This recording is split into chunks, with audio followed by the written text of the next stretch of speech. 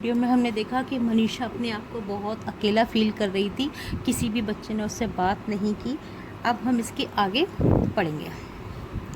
After some time she overheard Pinky and Sheena talking about Manisha होगा यहाँ पर, ठीक है, मनीषा।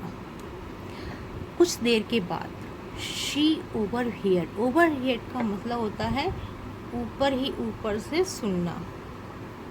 ऊपर से सुनने का मतलब यहाँ पर ये है बच्चों कि जैसे आप किसी की, एक तो होता है जब आप किसी के ज़रिए बात करते हैं, जैसे आप एक दूसरे से बात करते हैं तब आप उसकी बात को सुनते हैं, लेकिन ओवर हियर में क्या होता है कि वो बात आपकी डायरेक्ट आपने नहीं की है, वो सुनी सुनाई, जैसे हम कहते हैं ना सुनी हुई बातें, उसको हम कहते हैं ओवर हियर। यानी वो बात किसी ने कही, किसी के ज़रिए किसी तक आई, फिर किसी के ज़रिए किसी तक आई, मतलब डायरेक्ट आपको नहीं पता लेकिन आपको वो बात पता चल जाती है, उसे हम कहते हैं ओवर हियर।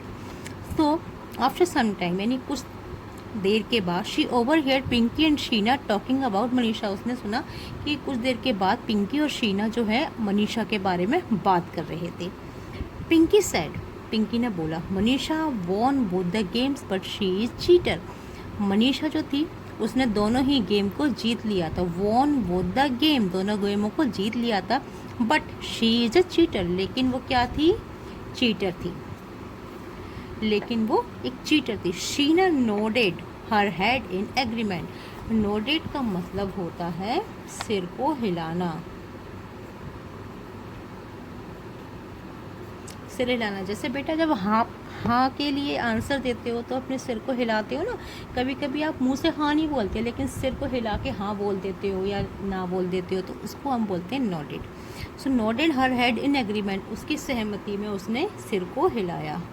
एग्रीमेंट का मतलब होता है सहमति, मतलब उसने भी हाँ बोला कि हाँ ऐसा ही है, और ऐसे कहते हुए उसने सिर को हिलाया। Manisha was hurt but she understood that she had broken the rules of a fair play। Manisha को बहुत दुख हुआ, बट शी अंडरस्टूड, लेकिन वह अंडरस्टूड का मतलब होता है जानती थी, लेकिन वह जानती थी कि that she had broken the rules of a fair play, लेकिन वो जानती थी कि उसने एक साफ़ सुथरे गेम को, फेयर प्ले का मतलब साफ गेम को, जो उसके रूल थे उस गेम के, वो रूल उसने तोड़े हैं। She went to each and every child and apologized, और वह क्या हुआ, फिर सबके पास गई। Went to each and every child, हर एक बच्चे के पास गई। एंड अपोलोगाइज्ड, अपोलोगाइज्ड का मतलब होता है माफ़ी मांगना,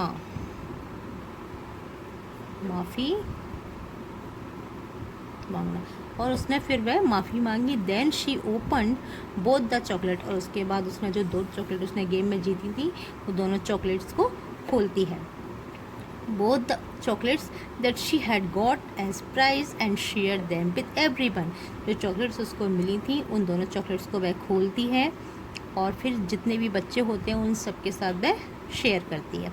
the children forgive her, forgive का मतलब होता है माफ़ करना,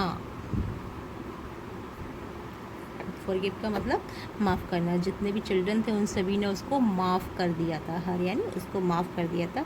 when Aarushi's father announce that they would play a third game, और तभी आरुषि के जो फादर थे उन्होंने अनाउंस किया, क्या अनाउंस किया, कि वह थर्ड गेम खेलेंगे।